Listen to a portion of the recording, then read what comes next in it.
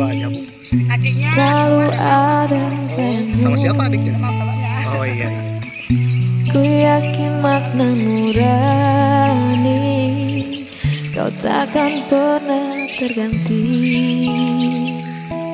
Saat lautan kau seberang, janganlah ragu bersaut.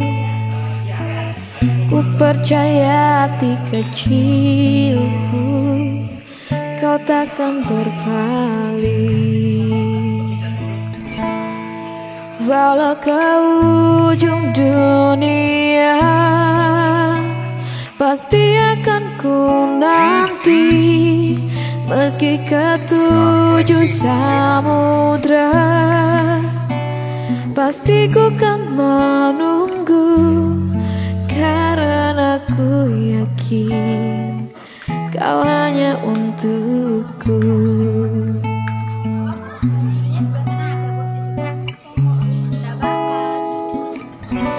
Kemana langkahku pergi, selalu ada bayangmu.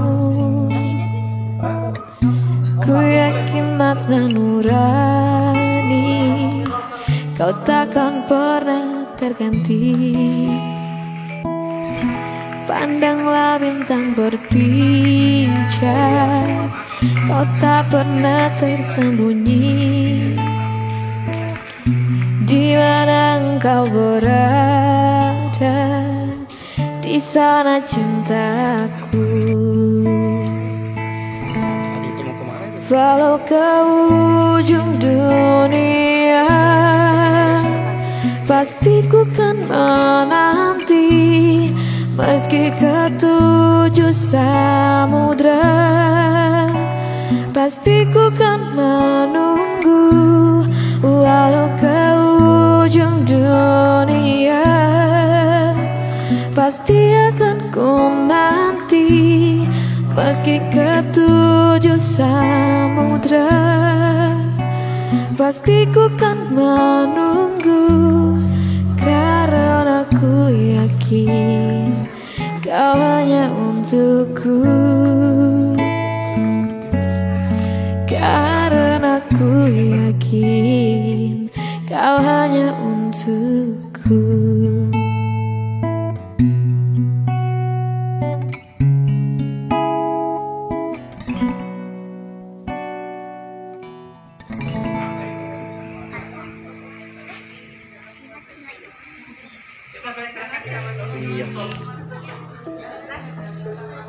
Ini ada beberapa peraturan yang ada di pameran ini mau dibaca dari setiap anak kecilnya nanti digendong atau dibisikan jangan seperti ya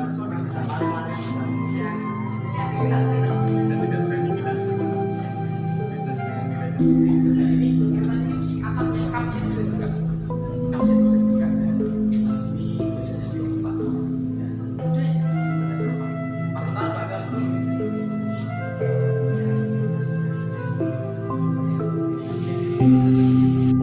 Namanya ini dari Inggris, bentuknya sama, cuman cantiknya saja. Ini biasanya dalam raja, biasanya ini untuk kerabat raja, untuk seperti kakaknya, adiknya tidak boleh dipegang.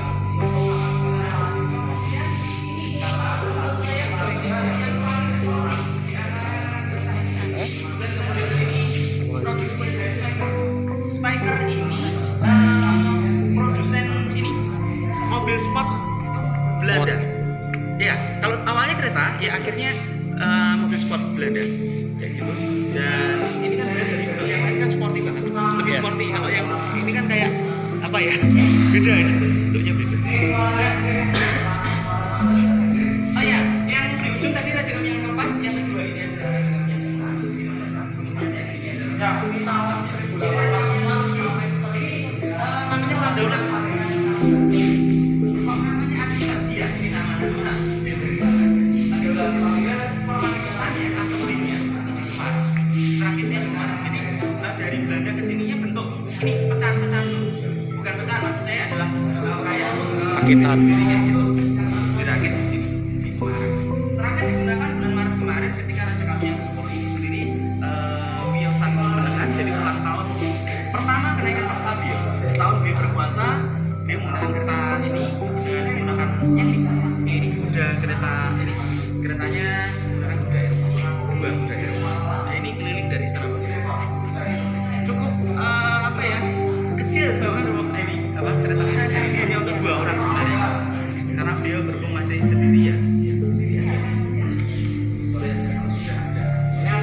Nah, ini kira-kira adalah Kiai Condroretno. Dan nama Kiai Condroretno ini diberikan oleh Raja Kami yang 8. Sebelumnya itu oleh Raja Kami yang keempat sampai yang ke-7 itu menggunakan nama yang lama adalah Kiai Condrokanto. Condrokanto dan Kiai Condroretno ini diberikan oleh Raja Kami yang ke-8. Jarang sekali menggunakan di era Raja Kami yang 9 waktu beliau menikah dengan istri yang kedua. Nah, fotonya di sebelah sini.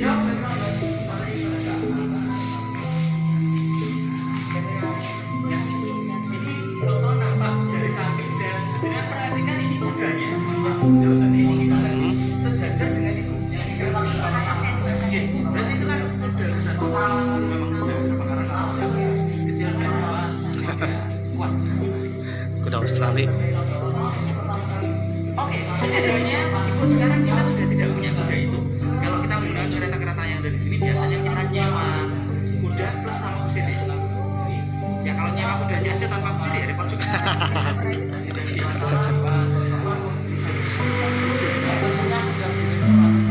Ya, sudah? Monggo.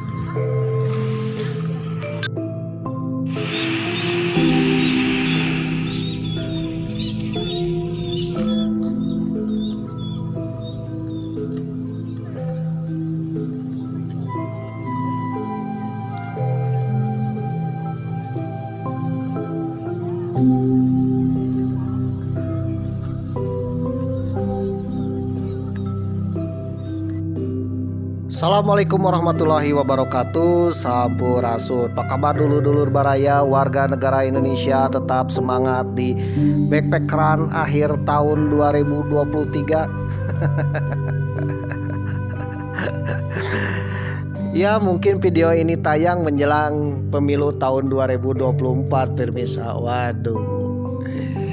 Jadi ini adalah dokumen Natal tahun baru Mamang ke Kota Solo tahun 2023. Dan tayangnya episode ini adalah menjelang tinggal mungkin 1-2 minggu lagi lah menjelang pemilihan umum telah memanggil kita. Waduh, kira-kira kalian sudah memiliki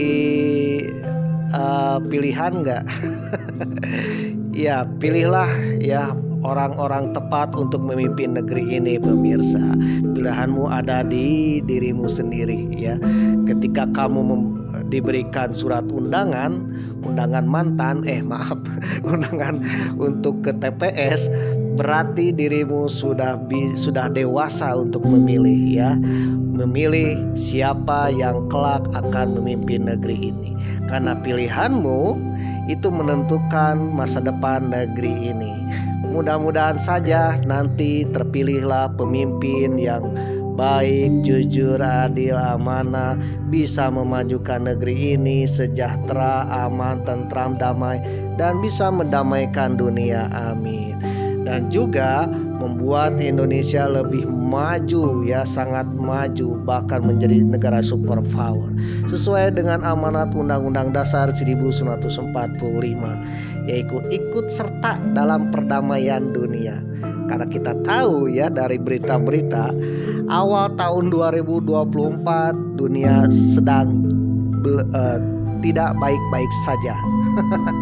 Waduh, ya takut-takutnya terjadi perang besar pemirsa, amin. Mudah-mudahan tahun 2024 ya dengan kepemimpinan negeri kita, negeri yang sebagai negeri yang damai, bisa mendamaikan dunia, amin. Selain itu, Mamang tetap mendoakan kepada saudara-saudara kita bangsa Palestina. Mudah-mudahan di tahun 2024 ini menjadi tahun kedamaian buat bangsa Palestina. Amin. Mudah-mudahan bangsa Palestina terbebas dari penjajahan Zionis Israel. Amin. Apapun yang namanya penjajahan itu harus dihapuskan karena tidak sesuai dengan pri kemanusiaan dan pri keadilan. Tidak ada yang tidak mungkin jika Tuhan berkehendak, ya, bumi Palestina insya Allah akan damai. Amin. Oke, Backpacker Mania, Mamang sedang jalan-jalan di Pura Mangkunegara, Kota Solo. Pura Mangkunegara ini benar-benar beautiful, indah ya. Sangat luar biasa. Jikalau kalian penasaran, jalan-jalan saja ke Pura Mangkunegara. Serasa betah ya. Pingin berkali-kali datang ke sana. Apa yang divideokan oleh Mamang itu hanya secuil pemirsa. Aslinya itu tempat wisatanya banyak video yang tidak terekam ya. Karena apa ya, namanya juga memori make gap para pemirsa. Yang penting asal ada. Seandainya memorinya memori profesional, waduh, ini semua perjalanan ketika berkeliling Pura Mangkunegara bersama Om Hao, Mas Dodi, mantap lah ya, luar biasa.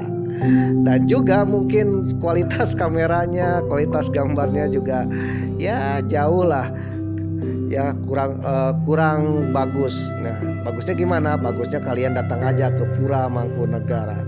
Itu view-nya benar-benar bagus sekali. Mantap.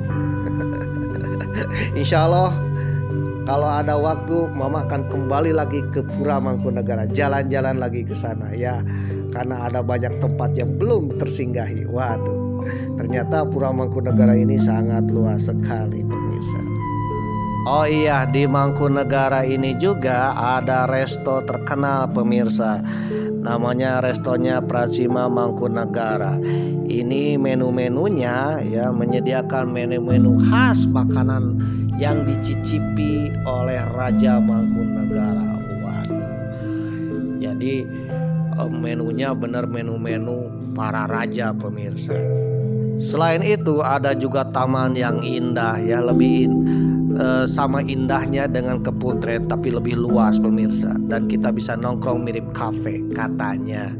Namun sayangnya ketika harus masuk ke sana harus reservasi dulu jauh-jauh hari pemirsa karena dibatasi. Waduh, kalau Mamang sih dadakan ke sana ya.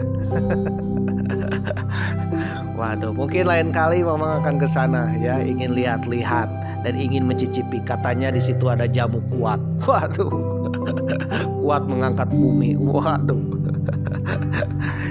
Oke, Backpacker Mania, bagi kalian yang masih sendirian di tahun 2024 ya, jalan-jalan aja ke Mangkunegara. Siapa tahu dapat jodoh di sini. Bagi para ladies ya, siapa tahu ya dapat jodoh di sini, dan jodohnya adalah salah satu raja yang berkuasa di sini. Konon katanya rajanya belum nikah pemirsa. Ya siapa tahu ada yang berkenan di hati raja dan dilirik raja, mirip-mirip Cinderella. Amin. Siapa tahu, yang namanya jodoh kan di tangan Tuhan pemirsa. Ya bagi para lelaki zombie ya, jalan-jalan aja ke Pura Mangkunegara. Siapa tahu kalian dapat gadis Mangkunegara ya. Karena yang namanya jodoh itu ada di tangan Tuhan yang Maha Kuasa pemirsa. Tidak dibatasi status tidak dibatasi dengan strata ya. Yang namanya jodoh ya jodoh aja. Karena yang namanya jodoh adalah nasib dan takdir seseorang yang telah ditentukan oleh Sang Maha Kuasa pemirsa.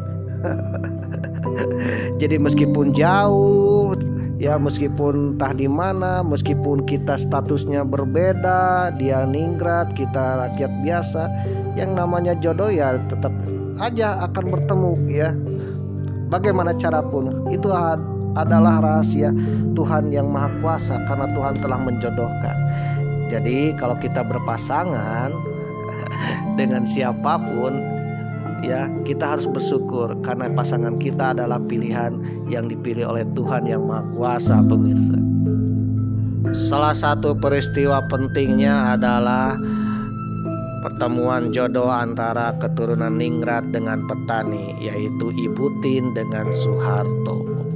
Tiwa di mana Ibu Tin katanya turunan Ningrat Mangkunegara ketiga itu menikah dengan anak petani pemirsa yang bernama Soeharto, yang kita kenal nanti menjadi Presiden Republik Indonesia kedua, Haji Muhammad Soeharto. Ningrat bertemu dengan petani, kok bisa ya? Mungkin kalian penasaran ya bagaimana kisah cinta Soeharto bertemu dengan Ibu Tien. Seperti Cinderella bertemu dengan pangeran. Waduh. Bagi kalian penasaran ya ikuti saja cerita Mamang meskipun sedikit. Kalau panjangnya ya cari aja lah sumber. Banyak sumbernya. Dikutip dari pojok1.com yang artikelnya berjudul Kisah Cinta Soeharto dan Ibu Tien, anak petani yang menikah dengan putri bangsawan Jawa. Rabu 24 Mei 2023. Perjalanan cinta Presiden kedua Republik Indonesia bernama Haji Muhammad Soeharto dengan Ibu Tien menarik untuk disimak. Perjodohan keduanya antara anak petani dengan putri bangsawan Jawa alias Ningrat. Waduh. Soeharto bukan lahir dari keturunan Ningrat atau kerajaan. Ayahnya bernama Kertosudiro yang merupakan seorang petani dan pembantu lurah, sedangkan ibunya bernama Sukirah.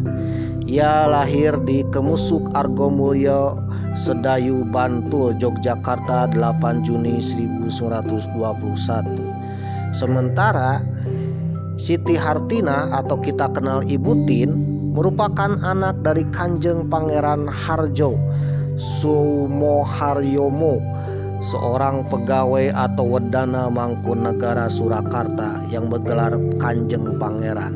Kalau bergelar Kanjeng Pangeran berarti dia keturunan Ningrat pemirsa. Ibu Tien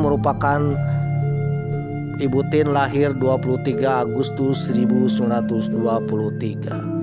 Saat keduanya menikah, Soeharto berusia 26 tahun, sedangkan Ibu Tien berusia 24 tahun. Soeharto pertama kali bertemu Ibu Tien saat bersekolah di Wonogiri, Jawa Tengah. Kala itu, Ibu Tien satu kelas dengan adik sepupu Pak Harto yang bernama Sulardi. Belum ada benih-benih cinta di antara mereka.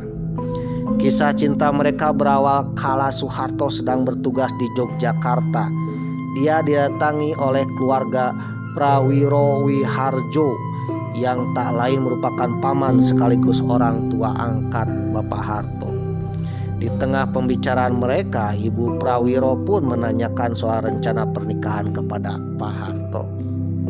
Pak Harto yang saat itu berpangkat letkol tidak begitu serius menanggapi pertanyaan Bibi sekaligus ibu angkatnya itu. Namun Ibu Prawiro terus mendesak dan mengingatkan Pak Harto pentingnya sebuah pernikahan yang tidak boleh terhalangi oleh apapun, termasuk dalam keadaan perang. Kita kalau sedang jomblo ditanya kapan nikah, waduh. Serasa Israel melihat serangan Hamas pemirsa, ya pelanga-pelong bingung. Namun Soeharto tetap tenang, teguh ya, tidak panik ketika ditanya kapan nikah, kapan nikah. Beda dengan kita kalau ditanya oleh mertua kapan nikah deh, wah baru panik ya. Apalagi kalau sudah telat 3 bulan, waduh. Maksudnya telat bayar kontrakan pemirsa. Tetapi siapa pasangan saya? Saya balik bertanya kepada mereka. Saya tidak punya calon. Waduh, ujar Pak Harto dalam autobiografi Soeharto, Pikiran, Ucapan, dan Tindakan Saya, halaman 43 sampai 45. Ibu Prawiro pun alias ibu angkat Pak Harto meminta Pak Harto agar tidak pusing dengan masalah perjodohan. Dia ternyata telah memiliki calon yang cocok untuk mendampingi Harto. Perempuan itu tak lain dan tak bukan adalah Siti Hartina alias Ibu Tien. Kamu masih ingat dengan Siti Hartina, teman satu kelas adikmu, Sulardi, waktu di Wonogiri? Tanya Ibu Prawiro. Harto ternyata masih ingat dengan sosok Tin, namun dia tak yakin Tin mau menjadi istrinya. Keraguan itu karena Tin merupakan putri seorang ningrat bangsawan Jawa Mangkunegara, sementara dia hanyalah anak seorang petani.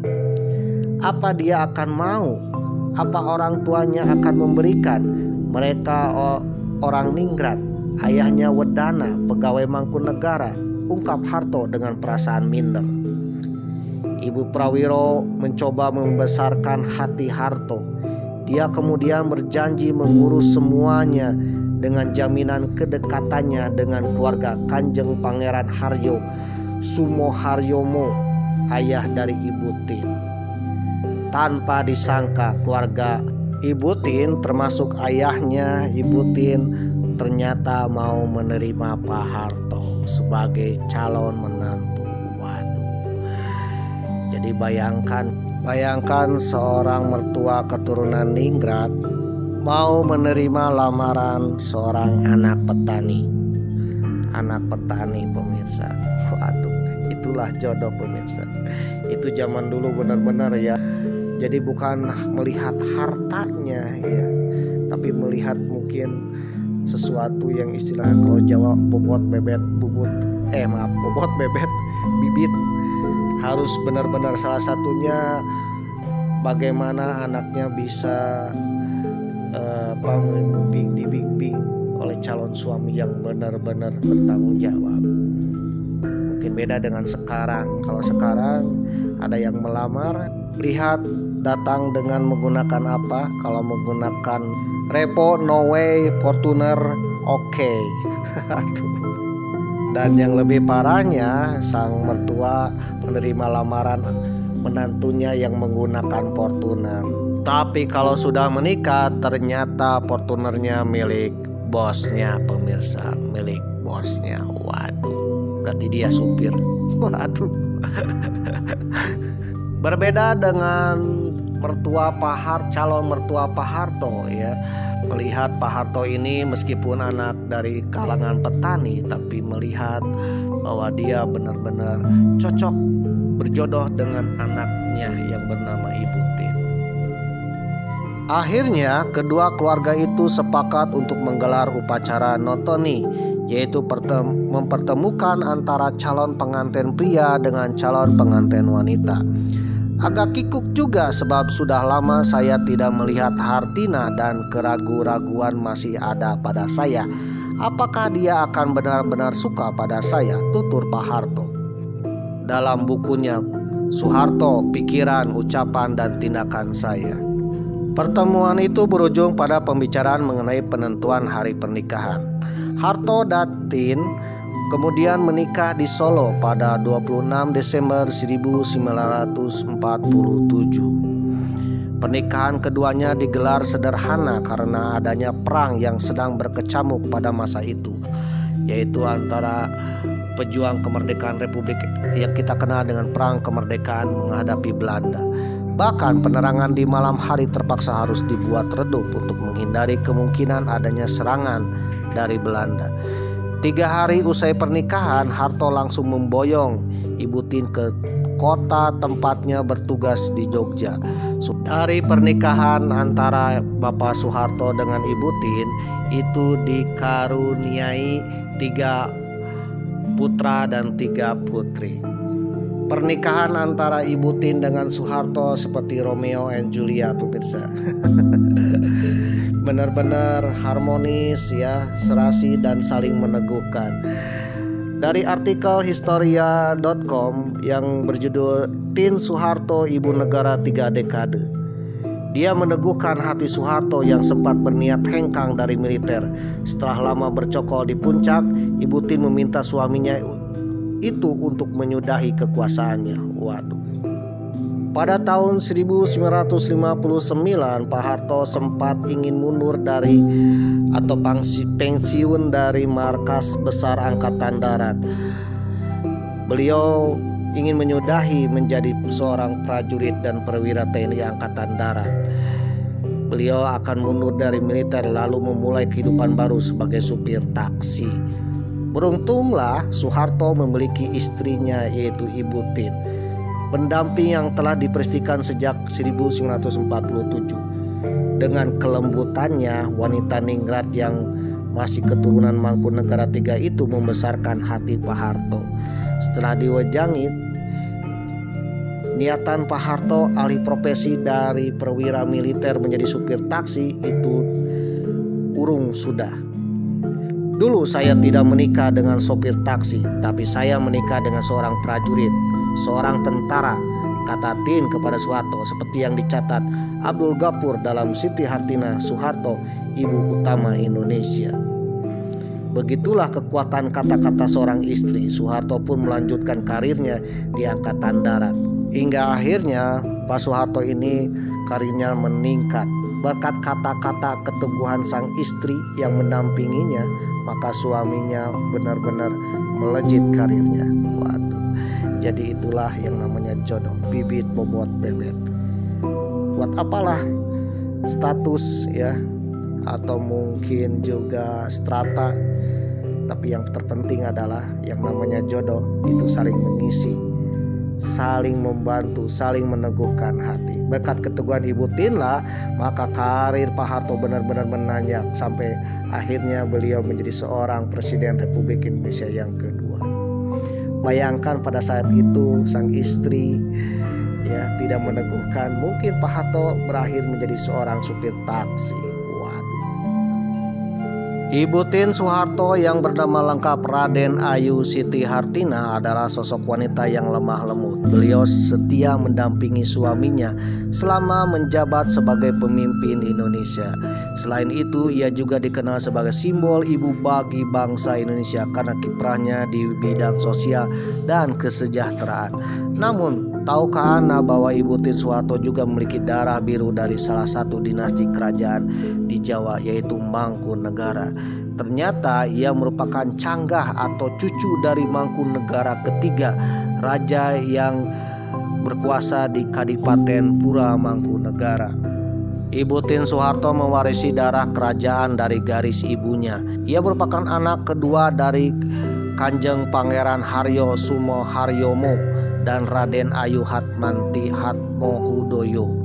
Ibu Tien Soeharto tidak hanya terkenal sebagai ibu negara yang setia menemani suaminya selama menjabat sebagai Presiden Republik Indonesia yang kedua. Ia juga memiliki peran dan kontribusi yang besar dalam perjuangan kemerdekaan Indonesia. Ia merupakan salah satu pelopor Laskar Putri Indonesia, sebuah organisasi perempuan yang terlibat dalam membantu laskar gerilyawan melawan penjajah Belanda dan sekutu. Ia bergabung dengan laskar dan membantu perjuangan para gerilyawan memperjuangkan kemerdekaan tahun 1945-1949. Jadi artinya Ibu Tien ini juga seorang pejuang ya, pejuang kemerdekaan atau yang dikenal dengan Laskar Putri Indonesia. Kalau di Jawa Barat mungkin dikenal dengan LASWI, Laskar Wanita Indonesia. Jadi wanita-wanita Srikandi. Maklumlah Ibu Tien mempunyai darah kemiliteran dari kakek buyutnya, yaitu Mangkunegara I yang bernama Pangeran Sambernyawa alias Raden Mas Said. Ternyata Ibu Tien ini juga seorang pejuang yang bisa memakai senjata, pemirsa. Waduh. Memang kira Ibu Tien ini adalah wanita yang lemah lembut ya, mirip-mirip wanita keraton. Ternyata wanita keraton yang ada di Mangkunegara itu jago-jago militer, pemirsa. Kalau dulu jago bermain pedang, jago memanah ya. Ketika masa Ibu Tien mungkin jago berperang membawa senjata. Waduh. Selain itu, peran Ibu Tien adalah salah satunya mewujudkan peraturan pemerintah nomor 10 tahun 1983, dan ini adalah peraturan yang tidak disukai tidak disukai oleh para lelaki, terutama yang status PNS TNI Polri, pemirsa. Apa itu? Tidak boleh berpoligami. Wah, pertama kali dilarangnya poligami ya inilah pada masa Ibu Tien. Ya buat ibu-ibu keprok ya. Oke, dari artikel dari perjalanan dari kesimpulan yang Mamang dapatkan, ternyata bahwa Ibu Tien Soeharto adalah sosok wanita yang memiliki jejak keturunan ningrat yang berpengaruh dalam sejarah Indonesia. Dan yang Mamang salut adalah keturunan ningrat ternyata berjodoh dengan anak petani. Wah, jadi itulah yang namanya jodoh. Mudah-mudahan bagi kalian yang belum dapat jodoh, dapat jodoh yang baik dari keturunan apapun, yang penting baik untuk hidup dan untuk kebahagiaan. Dan bagi yang sudah dapat jodoh, berpasangan, mudah-mudahan tambah. Kasih